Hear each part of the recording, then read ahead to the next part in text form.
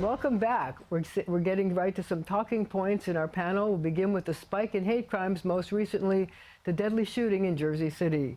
Joining us now are Mike Morey, a Democratic strategist at SKD Knickerbocker, and CBSN New York's urban affairs expert, Mark Peters.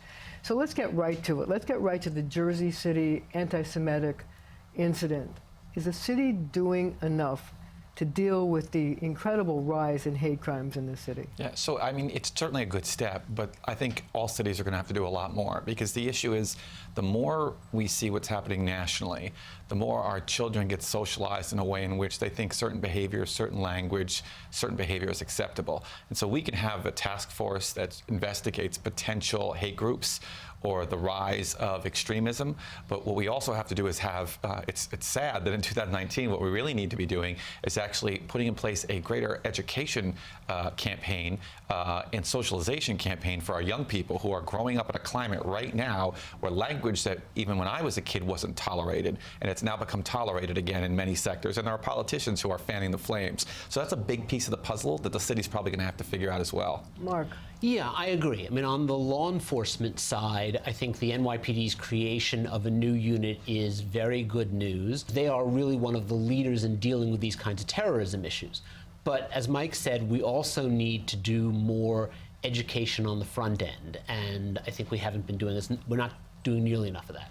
But see, how do you tell people in New York that if somebody looks different because of their dress, be it a Hasidic Jew, a Muslim, people who have various ethnic clothing, how do you tell them that that is not something to be enjoyed, respected, and celebrated, and not feared? Well, you have to. I think New York City does a pretty good job, and most of us who are born and bred in New York City, with accepting the degree of sort of cultural difference, appreciation for other cultures, the diversity that is here. But you have entire groups of people now who are threatened or feel threatened on a regular basis because of what they're seeing. And this idea that New York City somehow was a place where you were safe when just across the river. And let's be honest, here in New York City, there are hate crimes. So how do you do that? You have to just double down on one. I think you do have to do what the mayor did, but you have to do more than that. You need to stand up and make it abundantly clear, no matter which party or person you are, that this is intolerable and you will be held accountable for it. But you've got to also make sure the people who are feeling vulnerable and feeling threatened understand that we're doing more than that, that we're actually have programs and interventions in place that sort of stop it at its root, that change behavior, that make sure that people from the day they're born understand that diversity and difference is a blessing. That is a big piece that I think we've got comfortable with, that now we're going to have to go back and double down on, which we haven't been doing for a while. I'd like to hear from one of those vulnerable people, Rabbi David Niedermann. A few hundred bullets went into a body of a 24-year-old child. How can we, as a community, as people, bear that? Mark, what would you say to him? There are no good words to use here. We do, as a community, have an obligation to do better. It's made, as the controller pointed out, it's made doubly harder by what's going on in Washington now, where we have a president who has been fanning the flames of some of this hatred. We do need to do better. Yeah, this concept of, you hear oftentimes when people call this bad language out, that stop being a snowflake, stop being so hypersensitive. It's sort of as if we're sort of overreacting, or as if we should sort of toughen up and that's okay. And it's not, because there are a lot of people out there who don't know how to actually, are easily triggered and easily provoked to do this kind of stuff for any number of reasons. Well, this week the mayor announced this new task force. Its acronym is REME, which stands for Racially and Ethnically Motivated Extremism, and it has both state and federal components.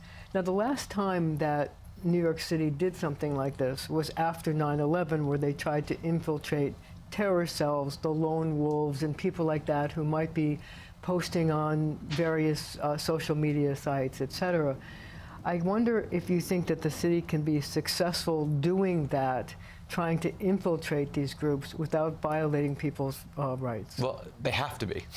And so I think the answer is yes, they can.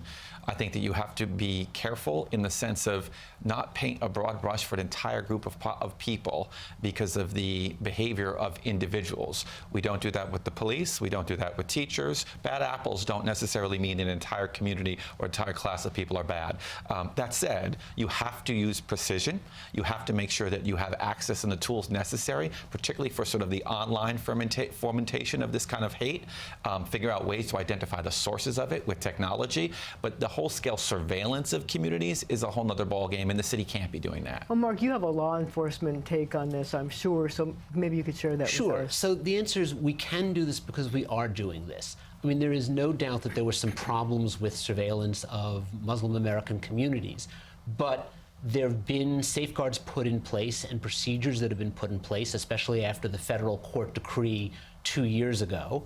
And the NYPD is still the leading expert on dealing with counterterrorism. The feds come and consult with the NYPD. So yes, we need safeguards, but we know that you can do this with safeguards because we've been doing it with those safeguards for the last several years. So let's switch topics. A new poll actually shows that Hillary Clinton is neck and neck with Senator Joe Biden among registered Democrats looking for a candidate to face off against Donald Trump.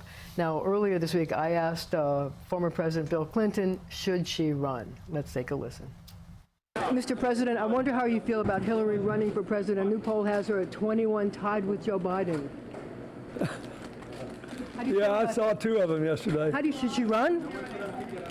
Ask her.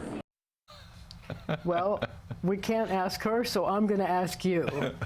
You know, Hillary's numbers are always the best when she's not running. It happened during her presidential race. Her numbers were astronomical. She got in, and they just precipitously declined. Look, there's a large population of people. She got 3 million more votes than the president did. Large population that probably would like to see her run, feel like she got a bad shake. Will she run? Probably not. Do I think she should? No. But here's, I think, a bigger question, is that it seems as if in this constant hunt for a candidate, the Democrats don't seem to be happy with the choices that they have, and there seems to be this constant search for something better. What's going on? I mean, to some extent, it is typical of Democrats to always be engaging in hand-wringing about, is our candidate good enough? But there's actually a lot of polling out there that suggests that Democratic voters are actually pretty happy with the choices that they have and are not looking for additional people. But why do they keep mentioning Hillary? Why is Mike Bloomberg suddenly surging in the polls? Well, I don't know that Mike Bloomberg is necessarily surging in the polls. Well, he went from 2 to 7 in a week. That's not bad. Yeah, but I mean, if you look at his unfavorables, are the highest in the lot as well. So I actually think people were a little upset by both Deval Patrick and Mike Bloomberg jumping in so late, because I think what people were saying the whole time was like, we have too many already. Let's, cull the herd a little bit. So I don't know that Democrats are inherently don't like the existence of the field. I think when you have a vulnerable president, there are a lot of people who are viable. People second guess themselves about whether they should gotten in or not. But I think people really smell blood in the water with Donald Trump. I want to thank you both for joining us today on The Point. Coming up, we want to hear your thoughts on what can be done to end the acts of hate. Stay with us.